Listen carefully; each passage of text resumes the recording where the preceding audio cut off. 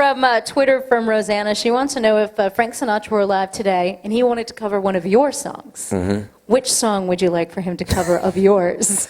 I hope that he would cover something like Home, because I think his voice was more suited to that. It was weird for me to hear him. I mean, Sinatra was probably one of the greatest interpreters that ever lived or has ever lived. He's a pioneer. But I found sometimes when he did covers of something really poppy, it got weird. Am I mean for saying that? Anyone? Have you ever heard something the way she moves me? Tracks me like no other lover.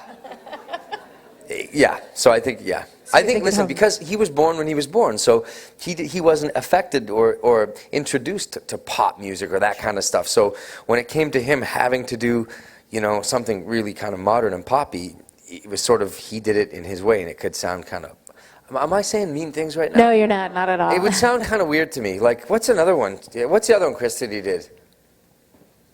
I don't know, he did another Beatles song, and it was like, oh, no. So Home is what you're going with. Home. I'm going to say Home. Home. Home. I'm not surprised. Not everything less. That would be just weird. So Simran asked, Michael, I want to ask you Simran. Simran, yes, also from New York City, from our Facebook page. If you can describe yourself in just 3 words, what would they be? I'm not sure. That's 3. Gosh, you know what? I don't know who I am yet. I don't know who I am yet, so I'm not sure.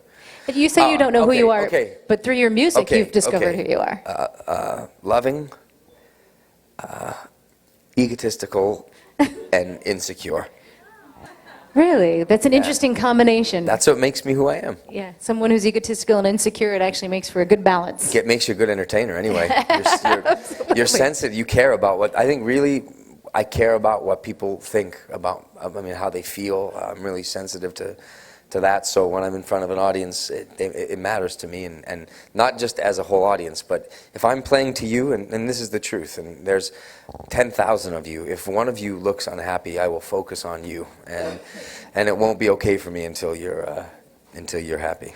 Which is sometimes a curse, probably. It is, but you know what, it's a big responsibility. I think a lot of people, I know that my manager's here tonight, and my friend, and my publicist, and my assistant Holly, and they'd probably all tell you the exact same thing, that I probably care too much about what people think. I'm probably too sensitive or insecure, but at the same time, that's what makes me who I am. But you said you don't know who you are yet. Do you know who you are musically yet? Or do you feel like you're going to continue to evolve each and every year with your life? Musically, I know. I suffer from schizophrenia. And I want to be everything. I love all kinds of music, and I'm so glad that I don't have to be put it. You guys, I had a harder time than most because I got put into, well, we're human, and we have a necessity to want to categorize things. So when people would introduce me, they would go, here's this Sinatra guy. And then I would put out a top 40 pop song, and they would go, well, he's the pop guy. And they couldn't, it was weird to have to put me in a box. Who was I? Was I Adam Levine for Maroon 5, or was I Harry Connick Jr.? They couldn't, you know what I mean? It got very strange for people. They didn't know, then they'd call me a crooner or whatever. But what does that mean? So yeah, I just love the fact that I get to be schizophrenic on records. I love that I get to, on the same record, do a rock tune from the Eagles, to doing something really romantic, Billy Make, tune to doing something that is a complete top 40, Haven't Met You Yet, or Lost, or Everything popped in. What is your favorite Christmas carol? Since you've got a whole, you have 15 songs on just the regular CD of Michael Bublé's Christmas, and then on the bonus there's some bonus tracks and stuff. Which, if you had to pick one, other than Cold December Night, which is your new original, which we know is going to be instant classic. Yeah. I think my favorite is I'll Be Home for Christmas, or Jingle Bells. But White Christmas, too, could be there. Silver Bells is nice, too. Silent Night is good. It's beginning to look a lot like Christmas. I like all Christmas songs. I like everything. I like Melikilikimaka. I like Christmas in Killarney. I'm not familiar with that one. It's Christmas Irish. in Killarney. It's wonderful to see. You guys know it? Mm-mm. The holly green, the ivy green, the prettiest pitch you have ever seen. It's Christmas in Killarney with all of the folks from home. it's weird for me because I'm Italian and nothing to do with Irish. And I would be in the house listening to that. Conan O'Brien would love that. So Karen Coles Regan asks, will you play your own Christmas album at your house over the holidays this year? It's No. already being played constantly at hers. No, it will not be played at the house. No? No. You It don't will think not Mom be and Dad played. will play it, I will or- be playing Elvis Presley's Christmas record. I will be playing Bing Crosby. I will be playing Boney M. I really like the Boney M. Christmas record. I'll be playing the Bieber record, Mariah Carey record. Everyone makes fun of me, but I really like that Mistletoe song. He just came on my special, and he was really good. He was good. On your Christmas special, the one that's coming up on December NBC. 6th. Yeah. Yeah. And I'm massive. I'm a tall man. Compared to him. Whatever. He is a little guy. So what is the best Christmas gift you ever received as a kid? Do you remember that one Christmas where you got there and Yes, Santa I left do. something amazing I do for you? remember, yes. About a week before Christmas, my bedroom was, I was about 10, I guess, and my bedroom, or 9 years old, my bedroom was being fumigated.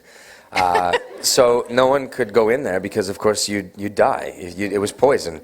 And so we had to sleep in my parents' room. And Christmas morning, I got up, and there was all these kind of clues taking me from this place to the next. And finally, at the end, the clue took me up to my bedroom, and it said that I could come in. And Santa Claus basically had risked his life. And when I walked into my room, everything was Star Wars. Like, the whole room. It was like Star Wars comforters, Star Wars wallpaper. Even the light switch was Darth Vader with the nose that... And then then it was like I had an O'Shea moment. I was like, I was doubting, but now I understand. Of course he exists, because anyone else would have died of the fumigation. So we should take one from the audience. So who's got a question for Michael? You were Yes, the sir. first one. You want to ask? What's your name? Andrew? Andrew Adams. Nice to meet you, man. I'm in the College TV station in New Jersey. Yeah, Adam has said that he's doing a telethon for Autism Speaks. Adam, I would love to. The thing is, I don't believe in charity. Helping other people doesn't do much for me. No, as long as it's not a stupid children's charity, then we're okay. He looks 'Cause stricken I'm when you really said that. against those kids' charities. I would love to. You know what?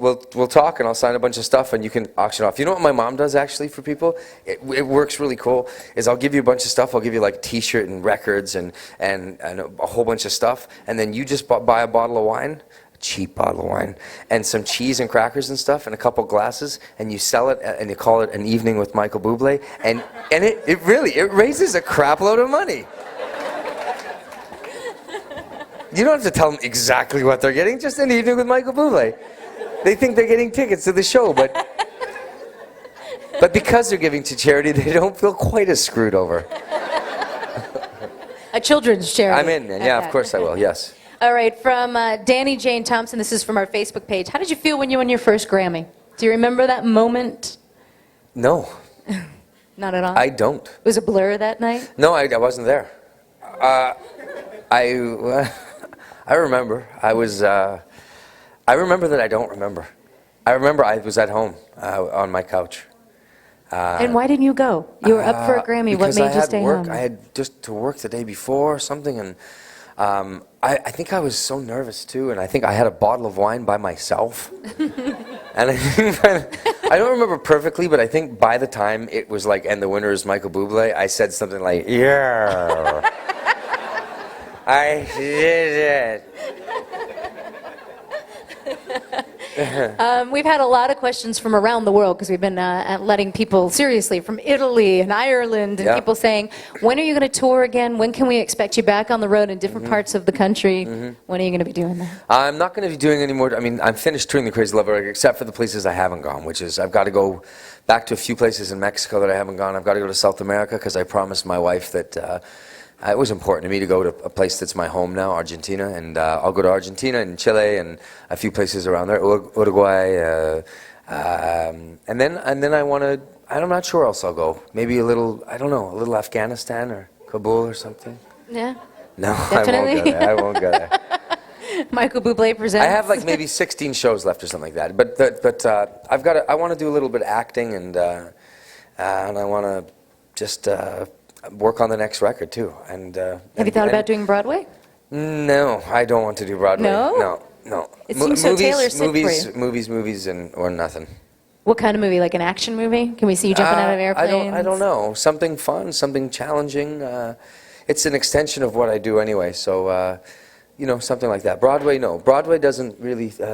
The idea of it doesn't thrill me. Nor does Las Vegas. I mean, it feels a little bit stagnant to me to be sitting in one place, and especially Vegas. I mean, I've always thought that if Vegas, was a stop that was included in your tour, you're doing well. But if it's where your tour starts and ends, you're screwed. So you enjoy making videos then, clearly, if this is something that you're looking to do, acting, if you... I think acting, the video thing is lip syncing and stuff like that, but the acting would be fun. And what musician inspired you to start singing from Brian Bratcher in Ada, Oklahoma? Well, Brian, well, a ton.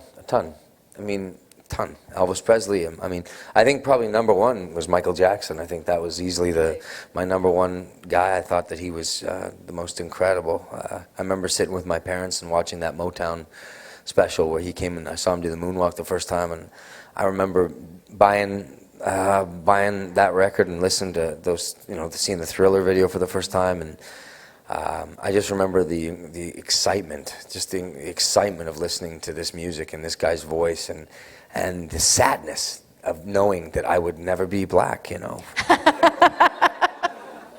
I'm not even joking. I used to feel it was unfair. I used to look in the mirror and be like, you are so white. God doesn't love you.